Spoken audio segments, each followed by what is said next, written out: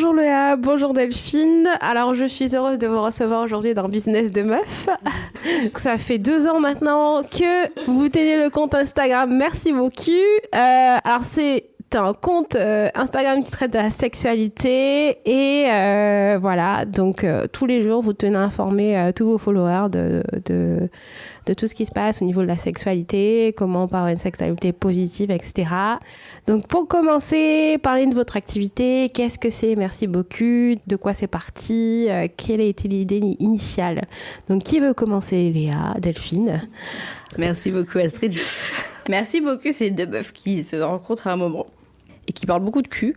Et ça les amuse beaucoup. Et en fait, non seulement ça les amuse, mais en plus de ça, à force d'en parler, quand je dis elle, c'était nous en fait.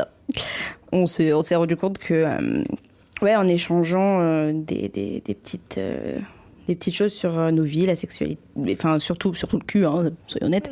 Une manière de le vivre, de le ressentir, on échangeait beaucoup sur ce qu'on vivait, sur nos problématiques, sur ce qu'on aimait, on se posait plein de questions et on s'est trouvés pour en parler parce que c'est pas toujours évident d'en parler avec tout le monde, ça reste hyper intime.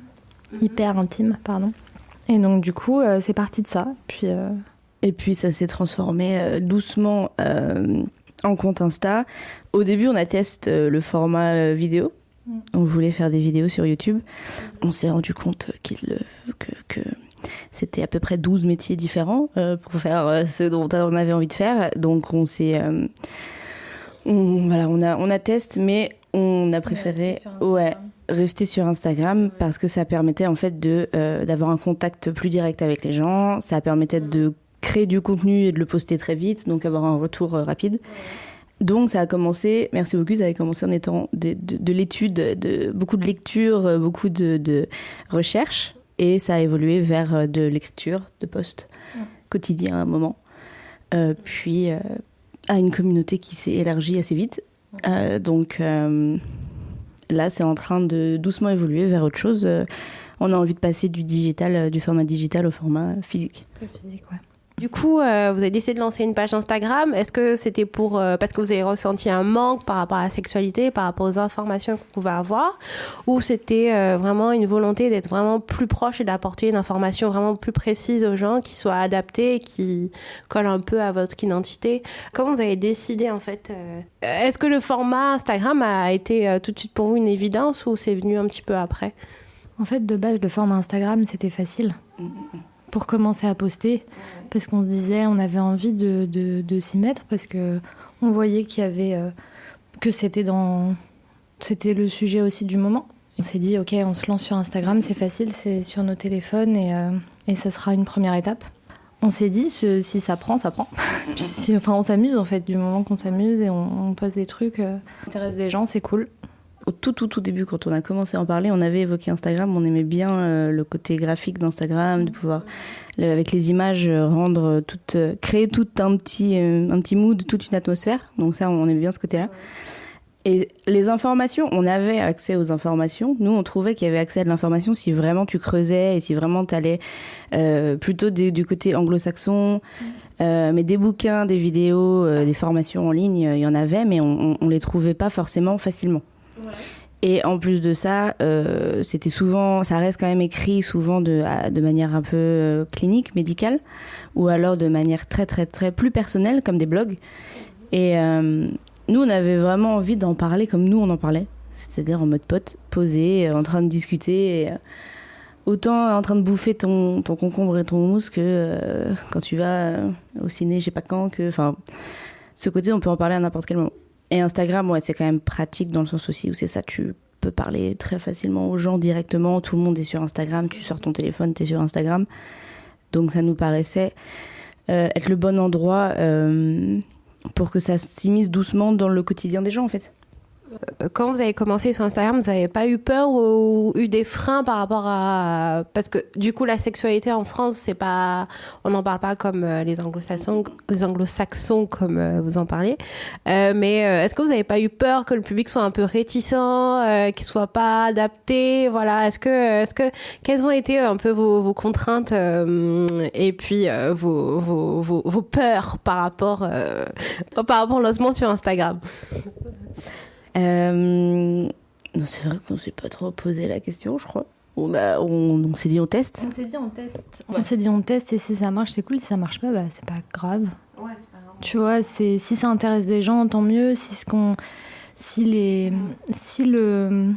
fait, il n'y avait pas de contenu à ce moment-là quand on s'est lancé sur Instagram. C'était aussi le tout début des comptes informatifs, tu vois, ou peut-être le début des comptes de vulgarisation.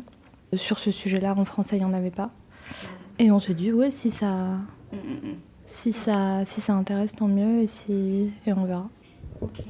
Et qu'est-ce que vous en tirez personnellement, enfin en termes de développement personnel, en termes de travail au quotidien, en termes informationnels? Je sais que c'est quelque chose qui vous passionne, mais qu'est-ce que vous en tirez d'informer les gens au quotidien sur la sexualité, d'informer sur des thématiques qui ne sont pas forcément abordées par tout le monde, d'informer les gens qui cherchent un peu d'informations. Enfin, personnellement, qu'est-ce que ça vous apporte en tant que jeune créatrice d'entreprise, quoi?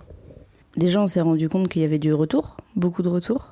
Et je pense que le fait de pouvoir s'exprimer et de partager des infos sur un truc qui te plaît et de voir que de l'autre côté, il y a une réponse, ça a fait du bien. Surtout sur un sujet aussi intime, en fait. On se sent peut-être un peu moins seul et on se sent peut-être, ok, on n'est pas toute seule dans notre truc. Vraiment, c'est cool, en fait, que ce qu'on ait envie de partager, ce soit reçu et entendu.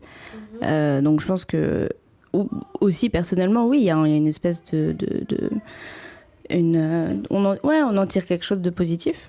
Il y a de ça, mais il y a aussi le revers plus professionnel, dans le sens où Instagram, par exemple, c'est quelque chose qui est très chronophage et qui demande beaucoup d'investissement, parce que c'est très... l'algorithme, c'est vraiment... il calcule qui poste le plus, à quel rythme...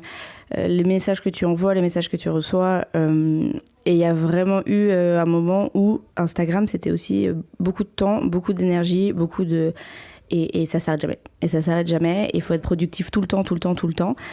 Et à un moment, être productif tout le temps et avoir de plus en plus de demandes, parfois de plus en plus précises ou de plus en plus perso, c'était un peu compliqué à gérer. Sachant que c'est pas notre métier de base. Ouais. Que de base, on est là et on était là à se dire... on partage, on écrit. On partage, en fait, mais c'est... Donc il y a eu ce côté, je pense que de manière personnelle, ça a été un peu lourd émotionnellement parfois aussi, d'avoir autant d'attentes et d'avoir autant d'attention d'un coup, et d'avoir autant et qu'on parle de sexualité, et que on a aussi une sexualité, et que quand tu lis tout ça en même temps, tout se fait un peu le mélange, et parfois c'est un peu dur à gérer, de parler quand tu parles de quelque chose de perso et que ça commence à se lier un peu à un côté un peu professionnel, c'est un peu délicat parfois. Donc il y a eu des ajustements à faire, il y a eu des moments où on a dû prendre du recul. Et d'un côté, c'est pas plus mal, ça nous a permis aussi d'établir des relations vraiment bien avec la communauté, vraiment, ouais, exactement. De distinguer en fait le pro du perso, quoi, finalement. Il y a aussi, ça a toujours été un sujet tabou. Et aujourd'hui, il y a eu beaucoup de comptes Instagram, il y a eu beaucoup d'articles, il y a eu beaucoup de livres qui ont été publiés sur le sujet depuis un certain moment. Et peut-être qu'aujourd'hui, ce sujet-là est un petit peu moins tabou. En tout cas, la sexualité féminine, on en parle beaucoup plus. Il y a eu pas mal de choses qui ont été faites sur ce sujet. Et si ce compte, parmi toutes ces choses, a apporté sa patte à ça, bah voilà, c'est cool en fait. Tu vois. Tout gagné, quoi. Tout gagné, je sais pas, mais ça fait... Ouais. C'est à un moment donné dont on peut se dire, bah voilà, à ce moment-là, il y a eu ce petit truc-là, quoi. Petite contribution. Voilà. Ouais. Si demain, quelqu'un a envie de se lancer sur Instagram et d'être Instagrammeur professionnel, je ne sais pas si c'est influenceur. Si quelqu'un a envie de se dire, ok, Instagram c'est un canal de communication hyper performant, hyper bien, en tant que influenceuse vous-même. Oui, il faut dire les choses, hein. Faut assumer. Qu'est-ce que vous conseillerez à quelqu'un qui a envie de faire attention? Enfin, qu'est-ce que vous lui direz? Qu'est-ce qu'on lui dirait? Moi, je dirais de pas le faire pour forcément, de pas commencer pour forcément que ça fasse un truc énorme. Pas être dans la quête de notoriété forcément, parce que c'est Nous, on n'a pas suivi ça en fait. On s'est dit, on s'amuse et à chaque fois, on s'est toujours dit, s'il y a un truc qui va pas à l'une, on le fait pas. S'il y a un truc qui va pas à l'autre, on le fait pas. On s'est basé sur ce que nous, on avait envie. Et parce que forcément, les gens... Pas parce qu'il fallait faire ça, fallait faire ça. Après, on se prend dans le truc et quand ça monte, forcément, tu te dis, bon, bah, est-ce qu'il y a... on reste dans une industrie où Instagram est influent. Donc, quand t'es dans le truc, tu te dis, bon, bah, on continue. Si ça plaît, ça continue. Mais, ouais, je pense que de pas être dans cette recherche forcément... Ouais. Et de continuer de le faire pour le plaisir en fait. Exactement, c'est ça ce que j'allais dire, que ce soit pour le plaisir, de trouver vraiment une manière de communiquer qui est vraiment propre à soi-même, qui fait que quand tu le fais, t'as pas l'impression de faire semblant de faire quelque chose, t'as pas l'impression de devoir endosser, je sais pas, ton un chapeau de je sais pas qui là, et de devoir parler d'une manière différente. Et plus tu t'adresses de manière naturelle aux gens, et plus du coup c'est spontané, instinctif et c'est pas une corvée en fait, c'est juste y vas et tu sais que tu communiques avec ta communauté et vu que ta communauté elle est là pour ce que t'écris et ce que tu donnes, ça, en fait ils s'entendent bien et ça marche et ça se nourrit et donc c'est vraiment rester naturel et être proche de sa communauté parce que je pense de pas voir Instagram comme juste toi là à une place et en face les abonnés, mais de te voir toi au milieu de tous les abonnés et que tout le monde est en train de te voir toi en tout cas au milieu de toute cette communauté et de construire quelque chose ensemble et d'écouter ce que les gens ont à dire et pas hésiter à repartager et pas hésiter à faire que tout le monde en fait soit là plus que toi particulièrement ou quoi que ce soit. Très bien. Alors aujourd'hui, merci beaucoup. C'est un compte Instagram avec 60 000 abonnés, enfin même plus de 60 000 abonnés. Hein. 75 000. 75 000 ? Oui. Ah ouais, mais j'ai raté 15 000 moi. Alors aujourd'hui, c'est 75 000 abonnés. Alors, un compte Instagram qui fonctionne très bien, une grosse communauté, beaucoup de partage. Demain, merci beaucoup, pardon. C'est quoi votre projet, votre futur projet ? Qu'est-ce que vous voulez mettre en place ? Voilà, donc dites-nous tout. Comme Léa le disait tout à l'heure, ce serait de passer du digital au physique, de pouvoir discuter avec les gens et lancer des conversations avec les gens comme ce qu'on faisait un petit peu déjà sur le compte, mais plutôt en vrai, organiser des rencontres, organiser des événements et parmi tant d'autres en fait. C'est aller à la rencontre des gens directement. Ouais, et les workshops en ligne et aussi que notre présence digitale elle évolue aussi.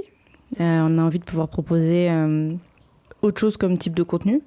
Donc on va développer l'Instagram en workshop en ligne. Donc c'est des petits rendez-vous en ligne qui permettent à un plus petit groupe de personnes de se réunir et de discuter d'un sujet et nous de pouvoir partager justement les résultats de toutes les conversations qu'on a eues avec tout le monde et toutes nos expériences, partager toutes les infos qu'on en a retirées et pouvoir continuer la conversation mais de manière plus intime. D'accord. Mais tout ça de manière digitale aussi. Voilà, on a envie de continuer, de kiffer et de s'amuser tous ensemble quoi. Ouais. Voilà. Simple, basique.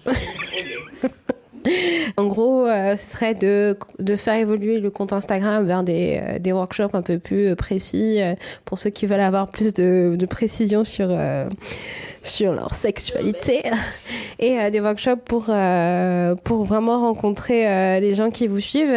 Franchement, je trouve que c'est vraiment bien d'aller à la rencontre des gens, de les voir, de discuter avec eux. J'ai hâte d'assister à tout ça, voilà, de voir tout ça en live et voilà. Bon, je tiens à vous remercier, Delphine et Léa, merci beaucoup d'être venus dans mon podcast. Voilà, donc merci. Vous avez été mes premières invitées et cela a été une grande joie pour moi de vous recevoir en ces murs. Voilà. Merci à toi, Astrid. C'était très cool. On est contents. Merci Astrid, David.